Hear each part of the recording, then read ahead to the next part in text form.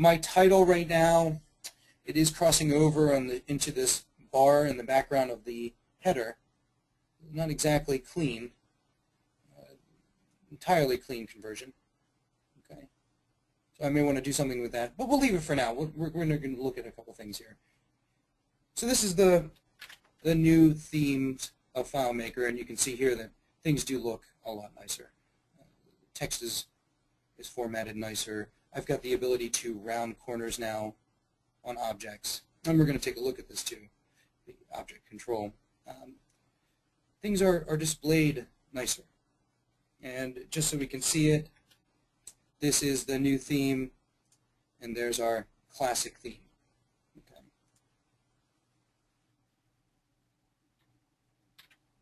Take a look at it in browse mode. One thing you'll notice right away, got this gray section over here on the right-hand side. We're going to get to this, but when you want to apply a theme, your layout size, whatever the size is that's defined, will show more apparently when the theme is applied. If you're looking at it in browse mode, I've got the gray area here. However, this layout that has no theme will continue on to the right. And we'll talk about the explicit width of layouts in a few minutes, but I just want you to see the differences here.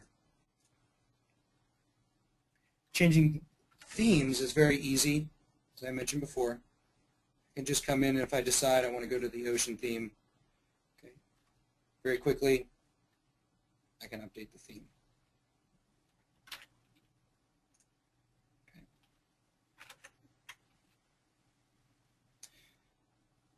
So when applied, all new objects will default to the current theme. If I'm looking at a layout, and I want to add something here. It doesn't matter, but let's say I decide I want to add a field. Okay, the field will automatically inherit the theme's attributes. Okay, labels, fields, automatically assigned. So it's a nice feature, nice new feature of FileMaker 12. When I'm modifying layouts, and a lot of you will remember from 11 days. I put a field on the layout, and it uses some sort of default theme or default format. And I had to go back through and either copy a format from another field, so I pick a field and I use the format painter and I paste it on there. But if I'm doing a series of fields, it can be slightly annoying to go through and redefine all of the formats. Okay, so we'll toss that for a second. So adding new objects, very quickly we can update the theme. The themes are already applied. I'm going to switch over just for a second. And let's take a look at the object controls. So there are some new tools in the inspector.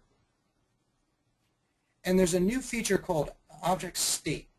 And we're going to look at this. But the object state of any object, in previous versions, we only had one state. It was the normal state, just looking at an object. In FileMaker 12, we have additional states. If I open, let's go ahead and we'll create it. We'll use this button here.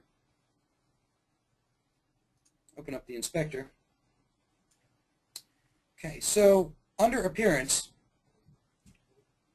right now I'm set to normal state. So basically what this is saying is that just looking at this layout, what does this button look like? And these are the formats that are applied to it. There are 4 options here, though. The first one is just looking at the button. The second, in focus, this is when somebody tabs to the item. So if you tab to this button, what do we want this button to look like? So I can come in and I can change some of the formatting. Why don't we take the line point and we'll make it solid and give it 1 point.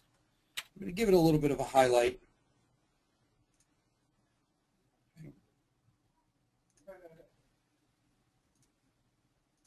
I can also do a hover, which will just do the same thing.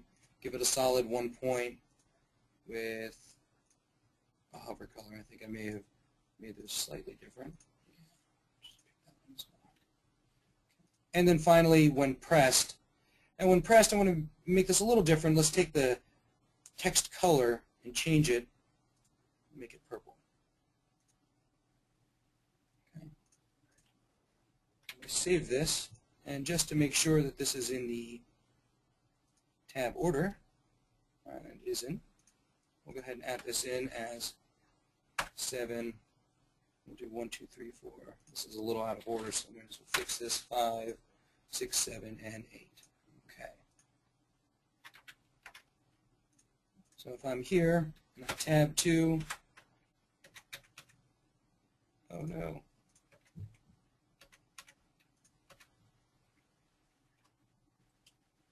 Uh-oh, made a little mistake here. But we'll look at the other states here. So if I hover over this, or if I press this button, you can see the format change there. All right.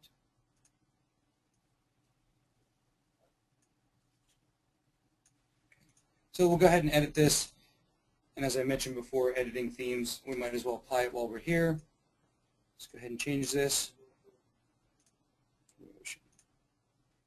Okay.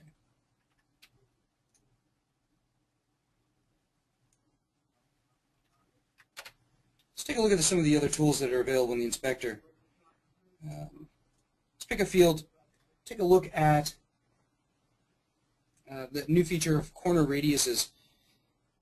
Interesting thing about this feature, not only does it apply to all 4, but I also have the ability to apply it to specific corners. So if I'd like that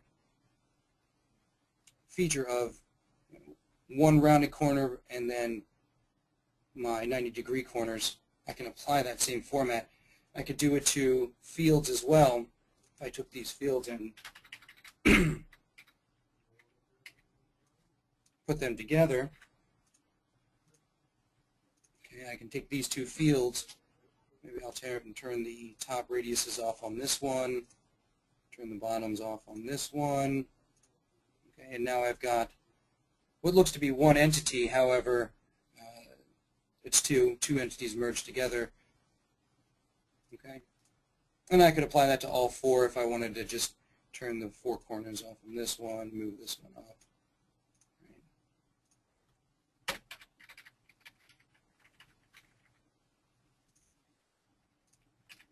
And same concept, just turn the top 2 off and build one single entity that contains all of the fields.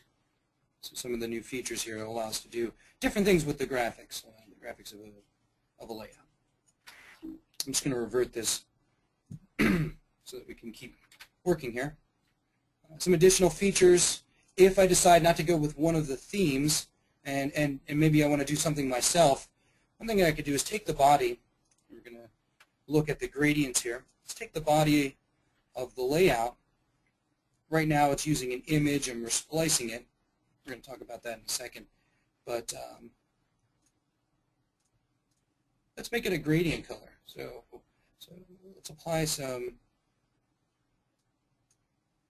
gradients. And you can see I can add additional colors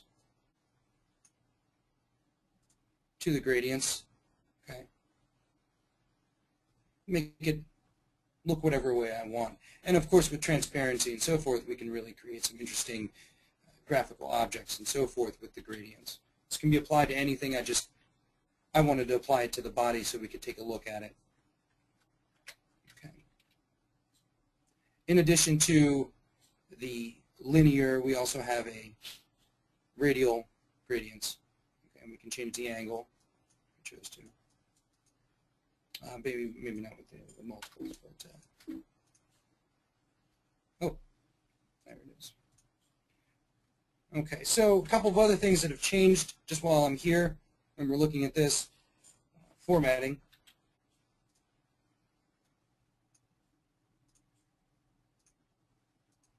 Let's pick this object here. The color table is different. It's going to be using, I think it's 120 now. This is locked out. In previous versions, we could change and say use 3 different types of palettes use one of these 3 different types. Now we can only use this one palette. Okay. And I'm just trying to point out some tools that have changed in the new version as I go along. Okay. Background images and gradients, just as we were looking at working with gradients. You can also apply background images and the various different options for that. If we look at the body, we open up the inspector again. And in appearance, for graphics, instead of a gradient, we'll say use an image. And I can go through and pick an image, maybe something I've already got. If you look at the themes, the image in the background here, it's a FileMaker provided image, and it creates this slice effect. Okay, and it gives a really, it's very similar to web programming when you're using cascade style sheets, CSS. You define an image that's repeated throughout the part, okay, and that's this slice process right here.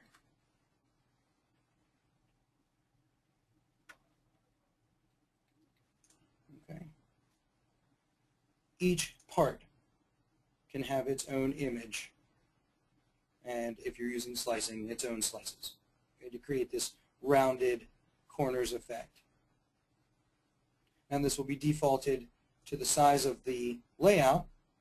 So if you increase the size, okay, this will go with it. A couple of other features. I used a keyboard shortcut there a second ago, which is undo. Okay, Apple Z. New feature, FileMaker. In previous versions, you could only do one undo. Now you have the entire history of undos. So I could keep going all the way back through all of my different errors and undo those changes. Okay.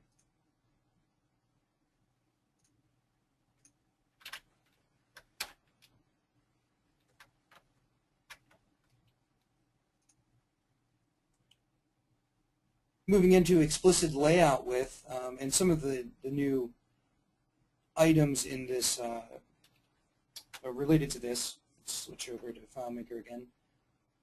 We've got new guides for the specific layout sizes, and and also we're talking about anchoring when we're using explicit layout sizes. So let's switch over to FileMaker for a second, and first let's open up. Let's go to layout mode. Let's take a look at the dynamic guides. This will be explained in later webinars as well. But right now I have the desktop 1024-768 guide. And I'm hoping you guys can see that where you are. There's an orange outline that defines 1024 by 768 pixels. Okay. And look at this list. We've got desktop sizes. We've also got iPhone and iPad sizes. So depending on what you're working on, let's turn on there's the iPad line right there. Since it's a little different, it's not 768, it's 673 because of just a small little gap there. Same with the iPhone, just understanding that the measurements here will define the layout sizes. So if you are working with FileMaker Go, these layout guides help a lot. And you can turn on multiples. As you notice, I've got 3 showing right now. We'll turn off these other 2. And of course you can toggle them on and off altogether with the main button, which will turn them on and off. Okay.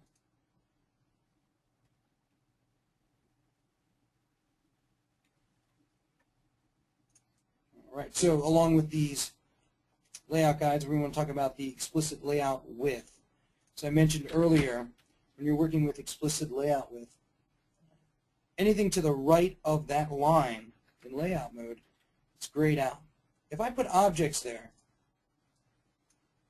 they show up in layout mode. Field, objects, doesn't matter. However, when I go into browse mode, they are invisible. They're also not in the tab order. So if I have fields over in this section here, and they are part of the tab order, they will not be tabbed to in browse mode. So although they are invisible, they're removed from the tab order. If you have a script that needs to access those fields, the script can access them. Okay, so even though they're invisible, they are script accessible. And it's just objects that are placed on the gray area, the margin here, outside of the explicit layout width. A couple of things to remember with this: the explicit layout width. If I'm working with anchoring, let's just say that I grab these two, the pick field and the portal, and I turn on anchoring. If you guys are not familiar with anchors, anchors allow me to resize, auto resize based off of the screen layout that the screen size that I'm working on. If I turn on the right anchor here, it's going to stretch out those fields. And if I were to reduce the size of this window, it would resize accordingly. So that's what anchoring does. It allows me to auto resize. It also does allow me to create the idea of a centered layout. The only thing with this is if I apply this, and I want all of these items to be centered. So I'll do this Apple A, select everything, and turn off the left anchor. So it's only anchored to the center, to the top of the screen. It creates what you could consider a centered view. But take a look at the explicit layout width now. Even though I said it was 1024 by 768, and that's what I built my layout for. However, if I put this, if I open up the anchoring, let's say I want these centered, then the explicit layout width is I guess you could say non-existent. I'm not sure if this is an issue or if this was designed that way. I just know that I found this by accident. I wanted to point it out during the webinar. So just turn this back on, left anchored, and now you can see the explicit layout width again. It's just something to keep an eye on when you start working with these new layout features. If you are doing any type of free float anchor, you want things centered on your screen, the explicit layout width will change.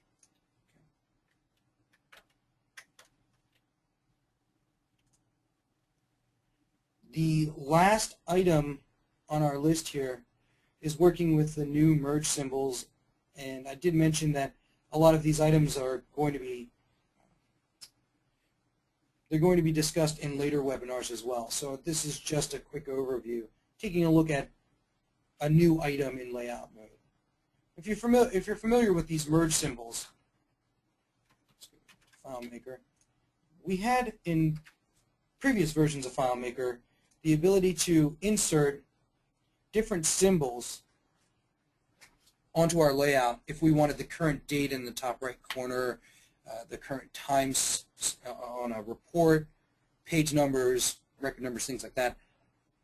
If we wanted that displayed on screen, we use these symbols, : // pound, okay, pipe. Well, these symbols are no longer available, that mentality of the : . Instead, what we're going to be using, and we'll just go ahead and insert one, you take a look here.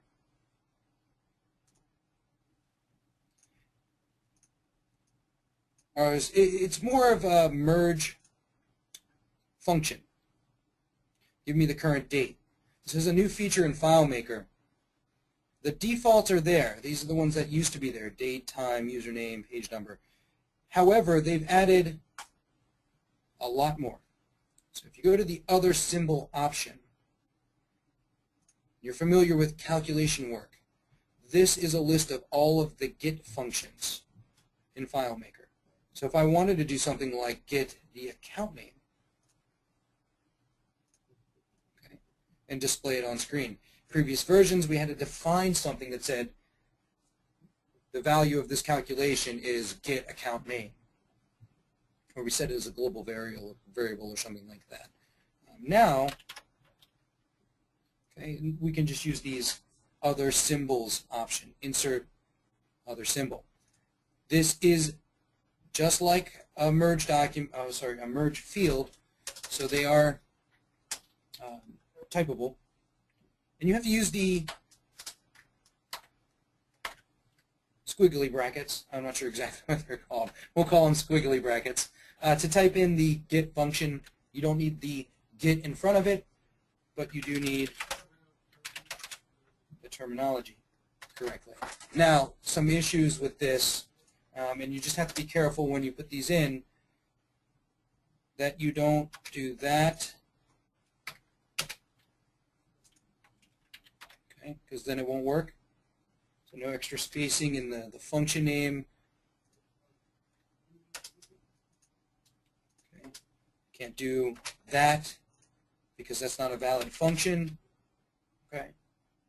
But I can do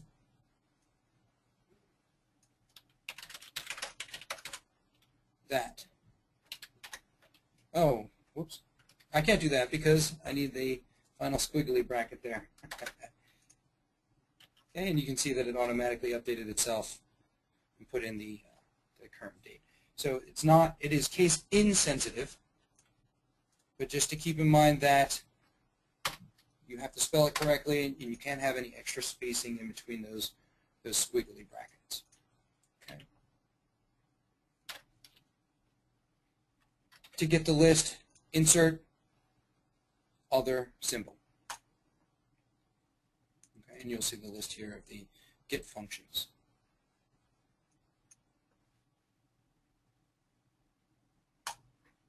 Okay. So with that, I'm going to switch over to Chuck for the Q&A and questions that you may have. I thought I saw a couple come in. But, Chuck, if you want to field some questions.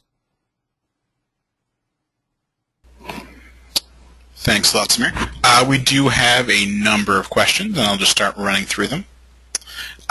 First, are there any new functions for capturing object state, say for the purpose of conditional formatting? Conditional formatting, that is a great question. I believe we're going to be talking about that in a later webinar, the new functions. Let me check here on my list. I thought there was something to capture the, it's not that it'll capture the theme. Don't quote me on this, I'm not an expert yet. But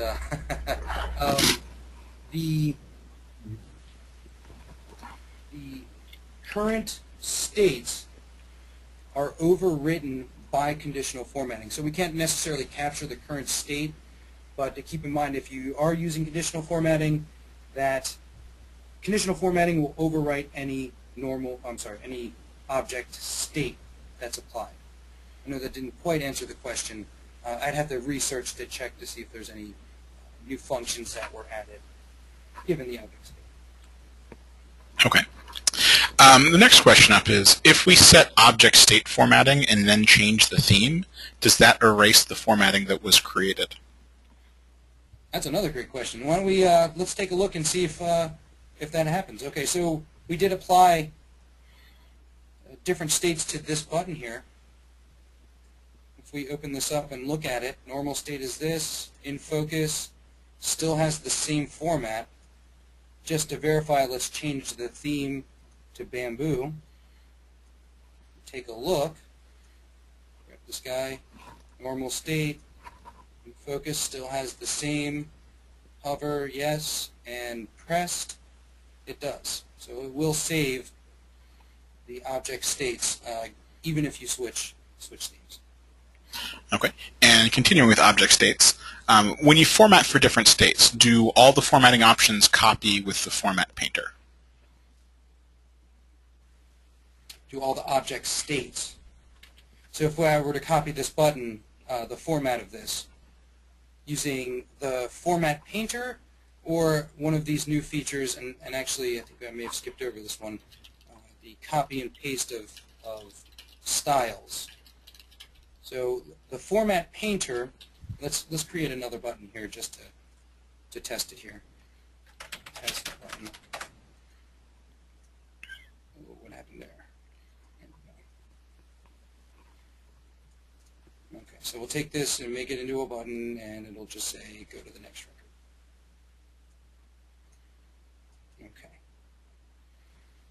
So if I take this field and I copy the format and I paste it onto this, I'm sorry, not field, button, and I paste it on this button, does it copy the state, object states? And it does. Okay. Next up, do the new design tools like the gradients and rounded corners work in Instant Web Publishing? Any theme outside of, I was just reading this.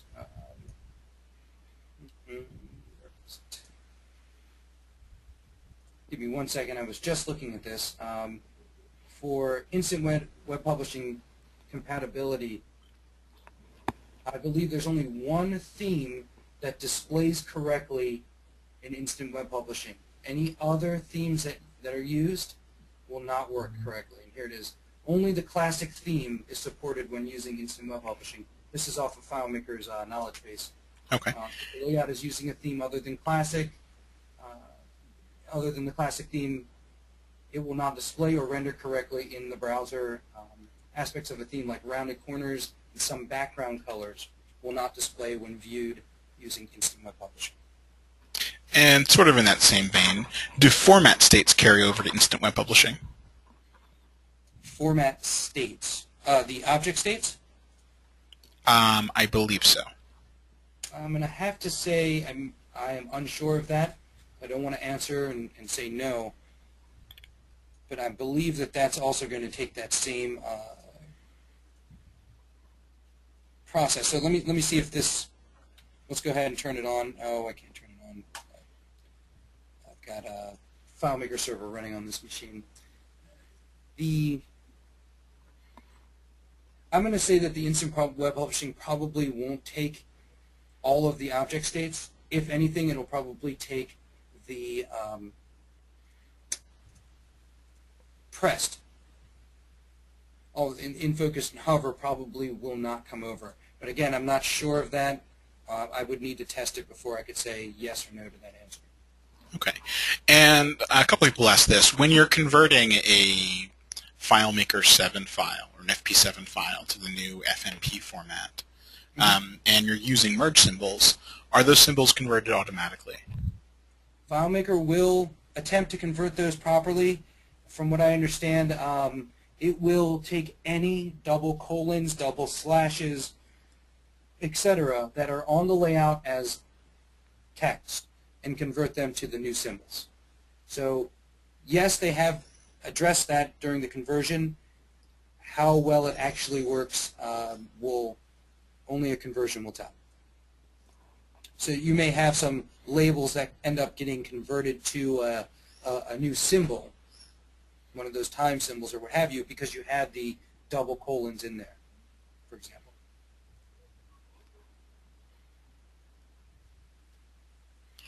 And 1 moment. Can you briefly discuss creating a custom theme for a file? So a custom theme, basically what's going to happen is we'll pick a theme to work with. Let's say I like the starting point of this cool gray FileMaker theme. So I'll start with that. Any customization of this is how I can modify the theme. So as an example, perhaps I don't like that the fields are white. I may want to come in and change these to something else. Maybe I want a different fill color. Okay.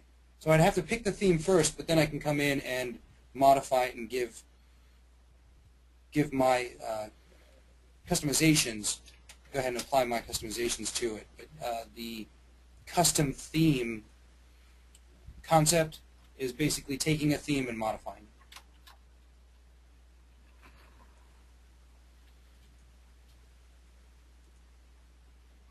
I'm not sure if that quite answers the question. 1 second.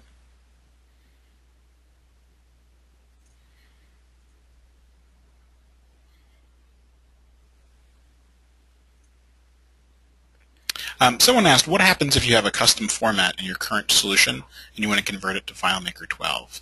Is there an option for keeping the existing format or theme? Format for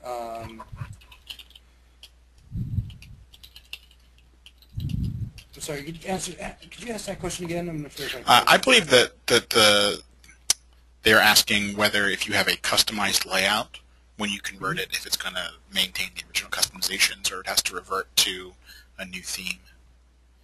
Okay, so I understand now. Any layouts that are converted over will hold all of the formatting.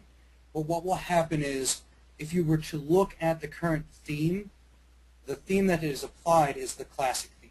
So no matter what you define, I mean, you can have a beautiful background and different gradient images in there, it will be defaulted to the classic theme, even though it's not exactly the classic theme. It's your own format. It's your own theme. It takes the generic, quote unquote, the generic classic theme. That's what it's going to be defined as. Okay. Someone had a question about setting hover states, and they were curious if you can set a hover state to only show if certain criteria are met, like if there's conditional formatting inside of that state. So if I were to look at this hover and say, based off of what record I'm looking at, this hover would change colors. Just example, if I'm at the last record, and this is a go to next record button, then when I hover over it, it would change hover. As far as I know, it will not, but that's not to say that it's not possible. We all know that in FileMaker, there are a lot of things that we can do based off of programming and conditional formats and so forth. I guess it would all revolve around conditional formatting and how much of the state is configurable. Okay. Can you show how to apply that customized theme to another layout in the file? So if I were to come in and this layout in particular, so I modified it and these are the custom values? Right. So if you wanted to apply the customized theme from this to another layout. So what I can do is if I copy the object style and I create the new layout, I can come in and paste that customization onto my fields. Now you'll notice, remember, keep in mind that anytime we're doing this type of customization, take a look at some of the issues that can occur, some formatting issues that may cause a problem. You can see here, text is being cut off now because of these two fields have this appearance of, right here. Actually, I'm not sure what happened here. There we go. Looked like the field font didn't quite copy over correctly. So although we can copy and paste, just as with anything, you may run into issues. Okay, with minor format changes that will still be required. Okay, and a lot of people are asking about being able to leverage custom themes and whether or not you can, reuse them in a different file or import them from another source. Not right now. I'm not sure if that is quite what FileMaker would want me to say, but more than likely that would be a guess for me. Right now, you can't. The themes that are applied are only available through FileMaker, so we can't save a custom theme and then import it into another file. Now, later on down the line, there may be ways of doing that, but currently, at the moment, you can only use the themes that are predefined in FileMaker's theme engine. Okay. And let's go through the question list.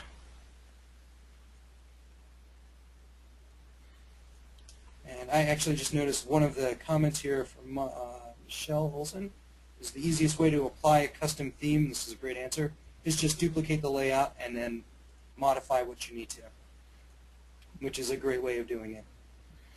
Okay. And we recommend this in FileMaker 11 too. If you want a template layout, you build your template layout with all of your formats and just save it as a template. Anytime you need a new layout, you can duplicate that layout, and it has all of your formats. Okay. Someone's asking if you can discuss the options in the inspector on the Appearance tab at the top to the right of Style. You started to talk about them earlier. Oh, I'm sorry. I did kind of breeze over that, didn't I? So some of the new features of the inspector, some new tools, is the ability to copy the object's style, whatever object I have selected. And then based off of the copy, if I copy that style, I could apply that to multiple different fields. I could click one field and apply that format. Let's add a new field here so we can see it. So as you can see, it defaults to this themes style for the field. And I want to take this field and I want to copy the style. Okay, so I'm going to copy the object style. Now, whatever a field or fields that I select, I can go through and paste that style onto the field. Okay, now, it's a couple things that you'll see there. Notice that the spacing is wrong. Okay, the field was designed to have a certain field font point size. It did not resize the field for me. So there will be some things that you'll run into just like that. But these tools will allow me to, as I did before, copy a state. Let's just change the color here. Let's make it. Ooh.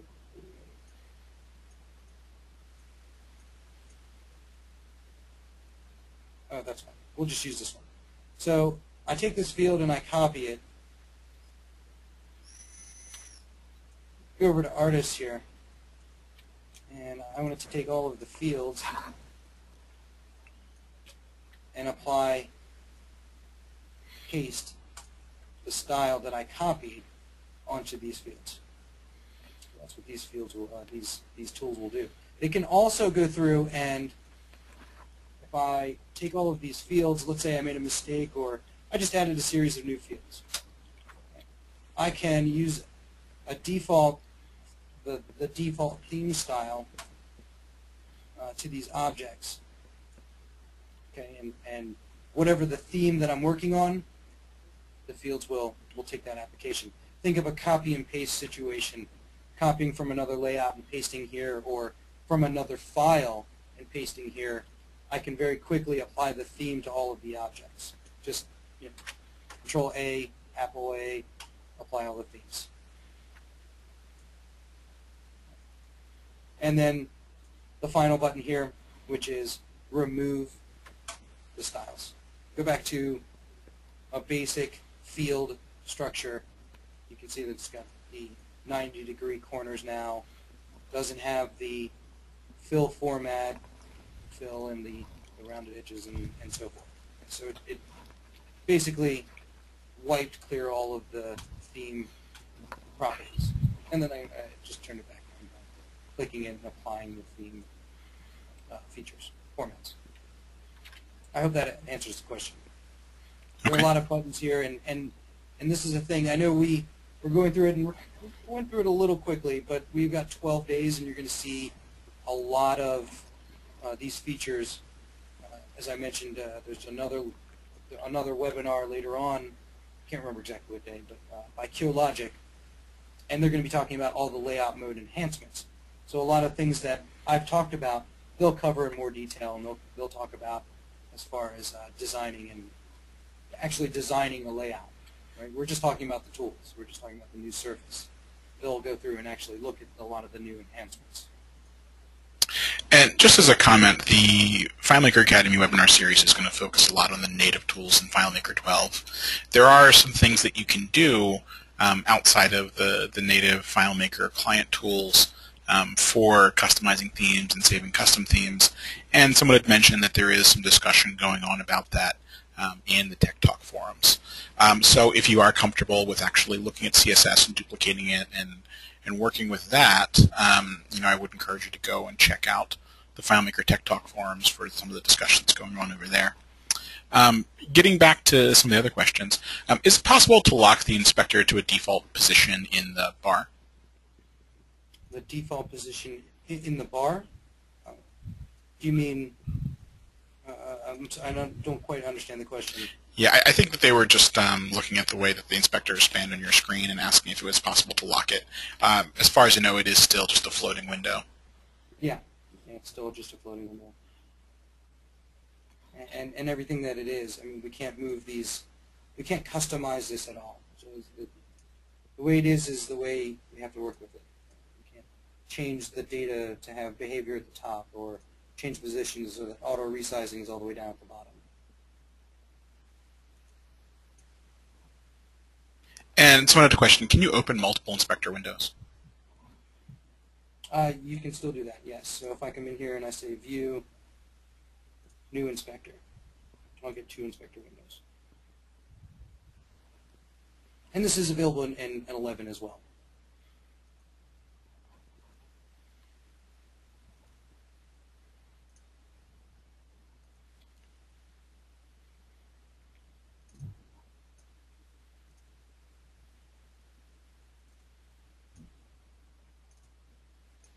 Okay, so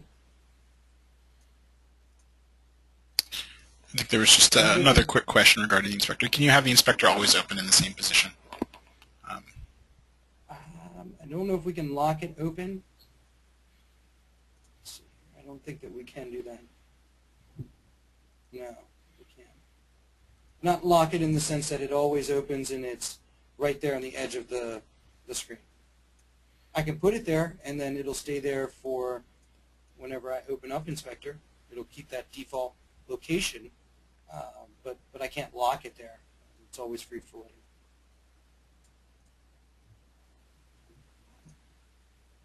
Now I am looking at on the Windows, on my Windows install of FileMaker 12, there is a folder called Themes, and if you open up the folders, you do have access to the CSS files.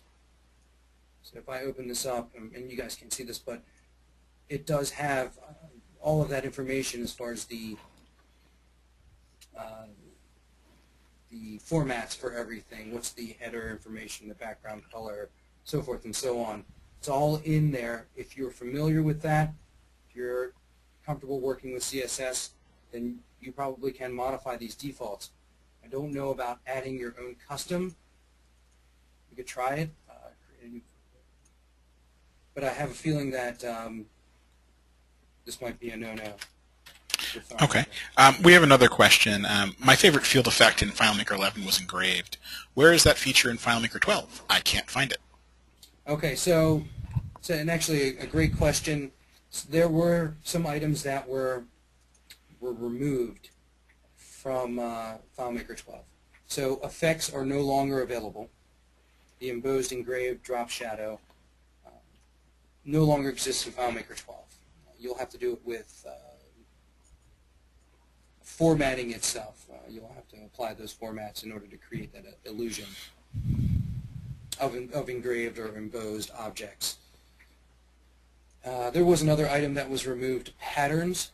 So if you were using, if you guys remember, we had 2 options for each item here. For the fill color and the line color, we also had a patterns option.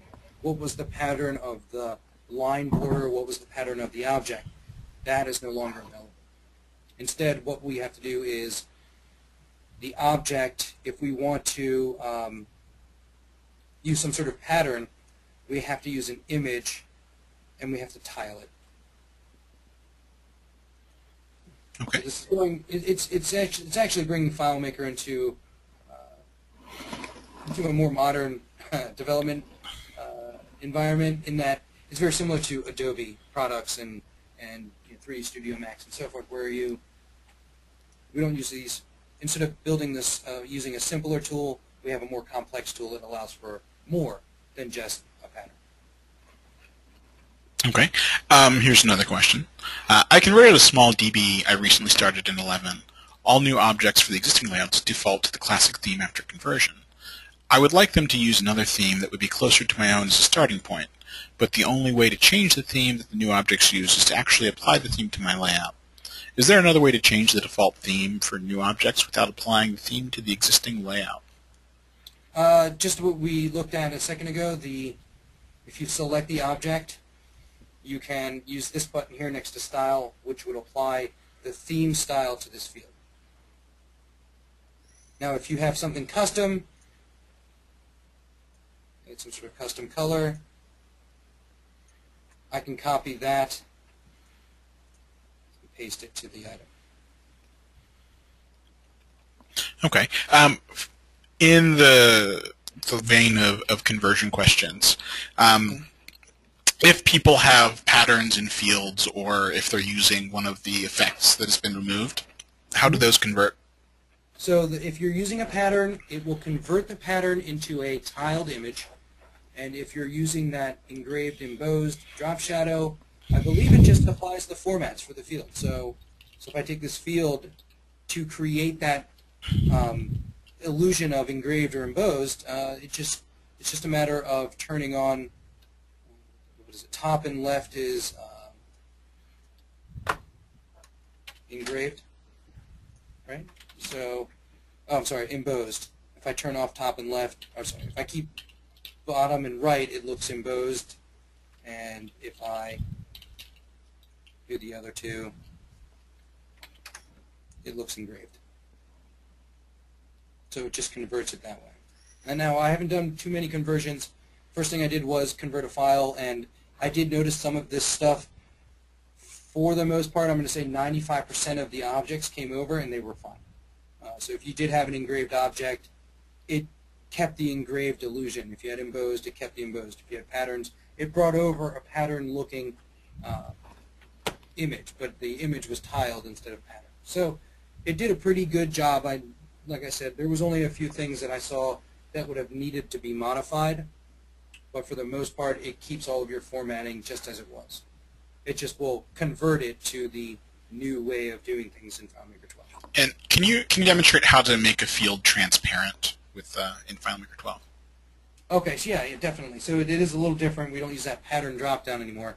So what we can do is, if we take this field here, instead of, I'm not going to use the appearance. So, let me hide this GoToMeetings blocking my. There we go. So if you click on the color wheel, you'll notice all of the colors, including a red slash. The red slash is your null value, no color, transparent. Okay. And are there any pre-conversion format changes that you recommend, or anything to prepare for migrating the file to FileMaker Pro 12? I can't make any recommendations now. I do know that there are some the graphical process of the conversion. You're going to notice a huge difference when you come from FileMaker 11 to FileMaker 12. Things are going to look a little bit nicer, but there is a note in the knowledge base, I believe in the when we were doing testing, that basically describes the process of converting, and it uses this pixel perfect process. And one thing that's different in 11 to 12, layouts in FileMaker 11 were pixel specific, and in FileMaker 12 they're now going to be using points. For the most part, those are synonymous. If I'm on a desktop machine or a laptop or what have you, the point is equal to a pixel. But if I'm on, and the reason this changed, if I'm on a mobile device, iPhone, iPad, the point will represent one point on that screen. So you'll notice the difference, but it will look nicer rather than poorer. I don't know if that's the best way to put it, but when you do bring this conversion over, any formats that you had that were customized that you may have been concerned with, they're going to come over and they're going to look really nice. Like I said, 95% of the file that I converted, which was it was a pretty complex file, it worked fine, and actually it looked really nice. As I mentioned, a lot of this stuff just kind of comes over and is almost, in a sense, already formatted for FileMaker 12. Very little needed to be modified. Okay. I think that's all the time that we do have for questions today. I do thank everyone for attending the webinar, and we will have the recording posted shortly. both to FileMakerAcademy.com as well as on AnvilDataWorks.com. Stay tuned for the next webinar on Thursday, also at 2 p.m. Eastern. And as I said, they'll continue on Tuesdays and Thursdays for the next 5 weeks. Thank you so much.